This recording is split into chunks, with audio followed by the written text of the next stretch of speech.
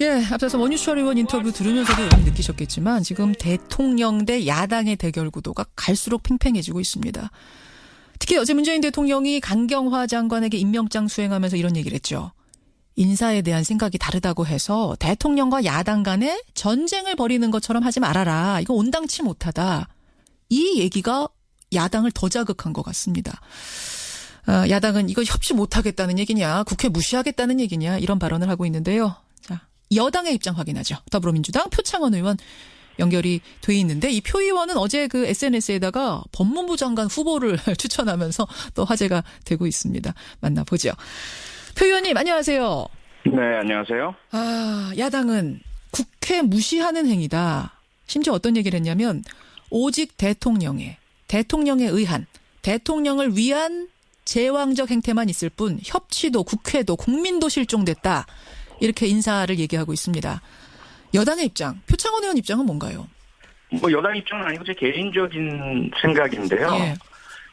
저는 국민의 한 사람으로 일단 정말 그런 표현들을 특히 자유한국당 의원께서 사용하신다는 것이 그분의 얼굴이 상당히 두꺼우시다라는 말씀밖에 못 드리겠습니다. 왜 그렇게까지 생각하세요? 아니, 지금 대한민국 왜 이렇게 됐습니까? 지난 박근혜 전 대통령과 예? 무조건 박근혜 대통령 1인만을 위해서 충성 봉사했던 과거 여당의 합작품이 만들어낸 국정농단이지 않습니까? 그래서 예. 국민이 분노하고 나라가 위기에 빠지고요. 예. 결국 시민들이 수천만 명의 연인원 거리에 나와서 총교를 보내셔야 했었고 그 결과 조기 대선이 치러진 것인데요. 예.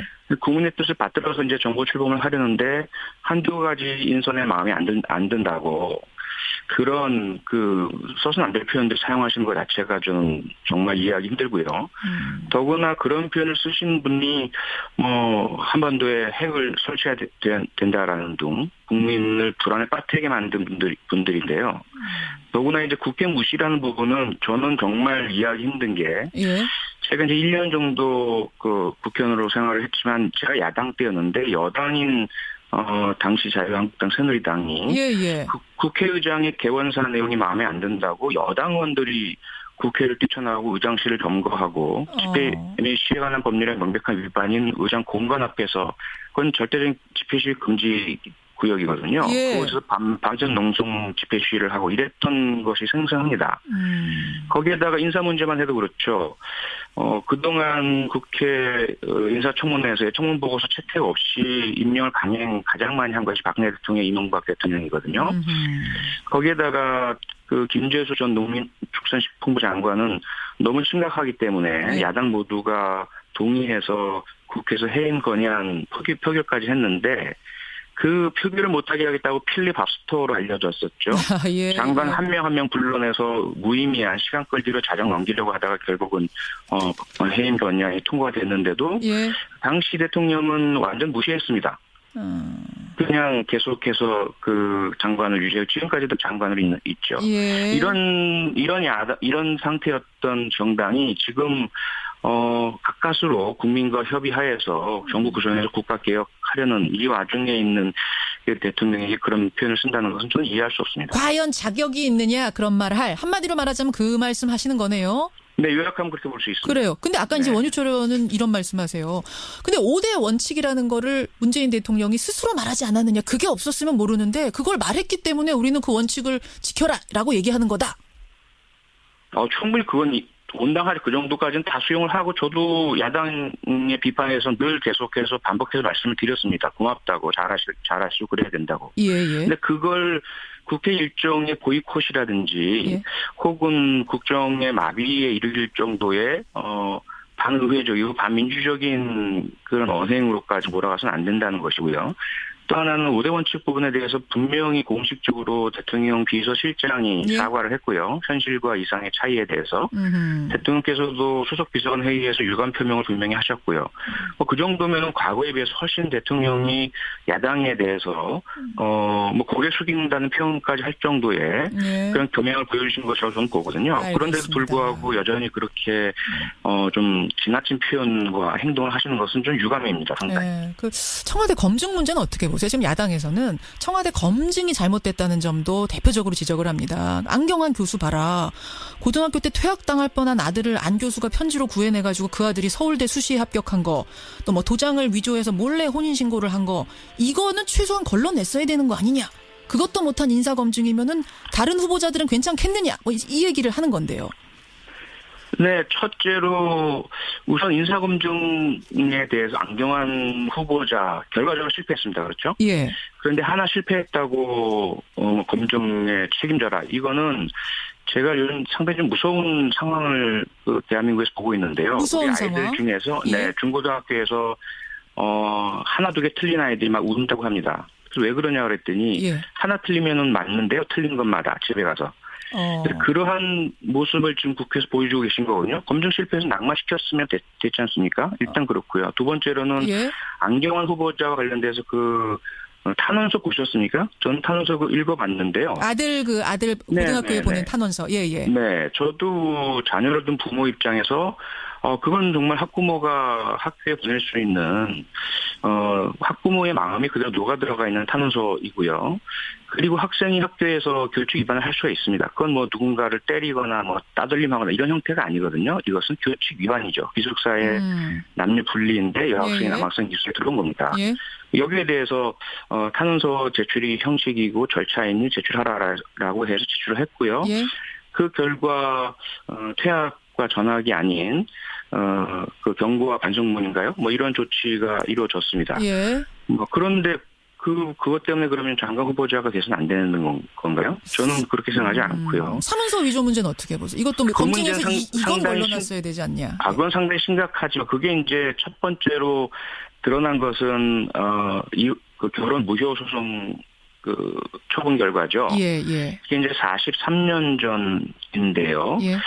청와대에서는 그 당시에는 이제 그런 일들이 있었고, 그 주된 목적은, 일단 혼인을 이뤘었는데 이혼의 사유가 생겼고, 이혼 기록이 남으면 당시의 여성들에겐 치명적인, 어떤 흠결로 작용을 했고, 그것을 방지해주기 위해서 이혼 무효 소송을 많이들 활용을 했다. 이제 이런 부분이 있죠. 근데 그게 맞습니까? 지금 그러니까요. 그 부분에 대해서는 안경환 교수가 그렇게 얘기를 안 하셨던 것 같은데. 안 하셨죠. 예. 그리고 그 판결문 내용도 달라요. 그 이후에 나온 이야기죠.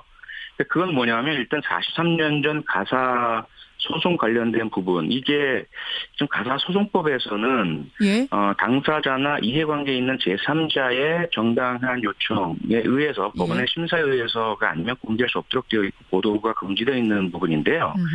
이해관계에 있는 제3자라는 것은 예를 들어 내가 결혼하고자 하는데 배우자 될 사람이 혼인 무효 소송 결과가 있다. 그럼 이게 어떻게 된 건지 알고 싶다. 그건 정당한 요청 아니겠습니까?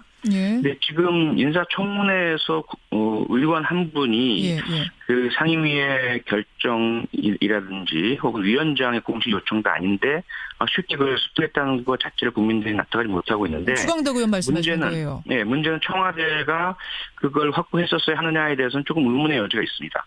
그러니까 왜 주광덕 의원은 확보한 걸 청와대는 확보를 못하고 모르고 지나갔느냐 이제 이 얘기가 지금 나오는 상황인데. 그렇죠. 인권의 문제와 사생활 문제, 가사 소송의 문제인데요. 그걸 이제 본인이 본인 스스로 발급받아서 제출했다면 뭐 당연히 할인 가능한 부분이었겠죠. 그런데 이것은 이제 사생활 영역으로 본다면 43년 전 이혼 무효 소송이 있었다. 그 자체는 형사적인 부분도 아니죠. 알겠습니다. 지금 여하튼 조국 수석은 이 이야기를 합니다. 조국 수석은 이게 이제 예전에 하던 관행대로 다 제출받을 걸 다 제출받았는데 그중에 재적 등본이라는 것을 제출받았어야만 이게 확인할 수 있는 부분이었는데 재적 등본은 제출을 하는 그 요건 중에 아니었기 때문에 포함이 되지 않았기 때문에 이 부분은 몰랐던 것이다. 몰랐을 수밖에 없던 거고 보도 보고 나는 알았다. 이렇게 지금 해명을 하고 계시는데 여하튼 야당에서는 조국 수석 사퇴하라 이거예요. 이 문제 때문에. 어떻게 보세요? 그러니까 제가 말씀드린 게 그렇습니다. 물론 절차적으로 결과적으로 실패예요. 그렇죠? 실패입니다. 근데 실패 하나 했다고 이거 잘 됐으니까 사퇴하시오. 너무 지나치지 않느냐는 거죠. 그럼 그 과거의 역대 정권에서 100% 인사청문회에서 흥결없는 후보자 지명이라는 게 있었느냐, 그리고 가능하냐, 바람직하냐, 저는 그렇지 않다고 봅니다. 잘못했으면 인정하고 그 다음 후보자 지명하고 그렇게 해서 정부 조각 빨리 해야지. 한 번 실패 나왔으니 인사검증 담당자들 사퇴하라. 그거는 제가 볼 때 그건 정치가 아니라고 저는 생각을 합니다. 그것은 도리가 아니다. 더불어민주당 표창원 의원 지금 만나고 있습니다. 그나저나 법무부 장관 후보자 지금 얘기를 하고 있는 중이었는데 어제 네. SNS에다가 법무부 장관 후보를 실명으로 추천을 하셨어요. 표 의원님. 노회찬 의원, 뭐 이재명 시장 이런 분들. 그게 굉장히 화제가 됐고 지금도 실검에 노회찬 의원 이름이 오를 정도인데 예, 이게 뭐 예. 친해서 인기 있어서 추천하신 건 아닐 테고 어떤 이유입니까? 그동안 언론도 수차례 그러한 그 후보자들에 대한 보도를 냈지 않습니까? 언론이 생각하는 예상되는 후보자. 뭐 여러분들 많이들 올리셨고, 저도 그 중에 한 사람이고요. 예. 그런데 이제 물론 그 여러 가지 주목하고 보도가 되는 이유는 있겠죠. 예. 저는 제 개인적인 생각으로 우선은 검찰 개혁, 법무행정의 정상화, 과거 법무부가 실제 국가의 형사 정책이라든지 예. 교정, 보호관찰 등 또 인권보호, 피해자 보호 등을 포괄해야 할 그 막중한 임무가 제대로 수행되지 못했고요. 예. 검찰만을 위한 어떤 보조 행정적인 역할에 머물렀다는 너무나 안타까운 마음이 강하고요. 그래서 안경환 후보자를 저는 가장 적임자로 봤거든요. 그러셨어요. 그분의 인격 국가인권위원장으로서의 경력, 그리고 그 서울대 법대 학장을 하시면서 최초로 여성 교수 임용, 예. 그리고 비서울대 교수 임용, 뭐 예. 그런 분이야말로 진정한 개혁의 적임자라고 봤는데 결국은 안 됐습니다. 그렇죠. 그래서 안경환 후보자 이상으로 법무부를 개혁할 수 있는 분, 제가 알고 있는 분들 그냥 쭉 적은 겁니다. 아, 그러신 거군요. 검찰개혁 네. 어쨌든 제일 잘할 사람을 뽑아달라라는 강조였다 이런 말씀이세요? 네, 그렇습니다. 예. 네. 어떤 후보자가 이제 안경환 후보자의 뒤를 이어서 등장할지 누가 오든 검찰개혁의 방점을 찍고 제대로 해달라라는 당부로 인터뷰 마무리를 짓죠. 표창원 의원님 고맙습니다. 네, 고맙습니다. 더불어민주당 표창원 의원이었습니다. 분당하지 그 정도까지는 다 수용을 하고 저도 야당의 비판에서 늘 계속해서 반복해서 말씀을 드렸습니다. 고맙다고 잘하시고 그래야 된다고. 예. 근데 그걸 국회 일정의 보이콧이라든지 예. 혹은 국정의 마비에 이르길 정도의 반의회적이고 반민주적인 그런 언행으로까지 몰아가서는 안 된다는 것이고요. 또 하나는 5대 원칙 부분에 대해서 분명히 공식적으로 대통령 비서실장이 예. 사과를 했고요. 현실과 이상의 차이에 대해서. 대통령께서도 수석 비서관 회의에서 유감 표명을 분명히 하셨고요. 그 정도면은 과거에 비해서 훨씬 대통령이 야당에 대해서 뭐 고개 숙인다는 표현까지 할 정도의 예. 그런 겸양을 보여주신 것이라고 저는 보거든요. 알겠습니다. 그런데도 불구하고 여전히 그렇게 좀 지나친 표현과 행동을 하시는 것은 좀 유감입니다. 상당히. 네, 그 청와대 검증 문제는 어떻게 보세요? 지금 야당에서는 청와대 검증이 잘못됐다는 점도 대표적으로 지적을 합니다. 안경환 교수 봐라. 고등학교 때 퇴학당할 뻔한 아들을 안 교수가 편지로 표현들 사용하시는 것 자체가 좀 정말 이해하기 힘들고요. 더구나 그런 표현을 쓰신 분이 뭐 한반도에 핵을 설치해야 된다라는 등 국민을 불안에 빠뜨리게 만든 분들인데요. 더구나 이제 국회 무시라는 부분은 저는 정말 이해하기 힘든 게 예.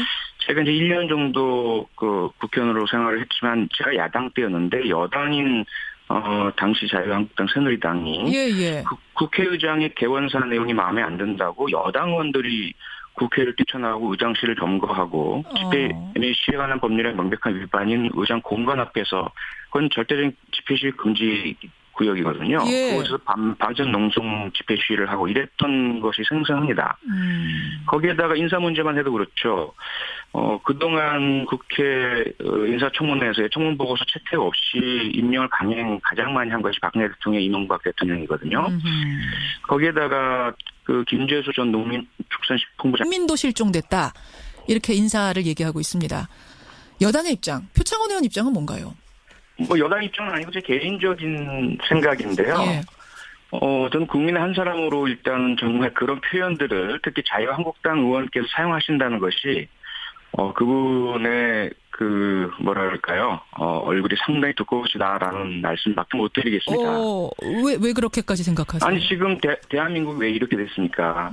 지난 박근혜 전 대통령과 예. 무조건 박근혜 대통령 1인만을 위해서 충성 봉사했던 과거 여당의 합작품이 만들어낸 국정농단이지 않습니까? 그래서 예. 국민이 분노하고 나라가 위기에 빠지고요. 예. 결국 시민들이 수천만 명의 연임원 거리에 나와서 총교를 보내셔야 했었고 그 결과 조기 대선이 치러진 것인데요. 예. 국민의 뜻을 받들어서 이제 정보 출범을 하려는데 한두 가지 인선에 마음에 안 든다고 그런 써서는 안 될 안건은 너무 심각하기 때문에 네. 야당 모두가 동의해서 국회에서 해임 건의안 표결까지 했는데 그 표결을 못하게 하겠다고 필리버스터로 알려졌었죠. 아, 예. 장관 한 명 한 명 불러내서 무의미한 시간 끌기로 자정 넘기려고 하다가 결국은 해임 건의안이 통과가 됐는데도 예. 당시 대통령은 완전 무시했습니다.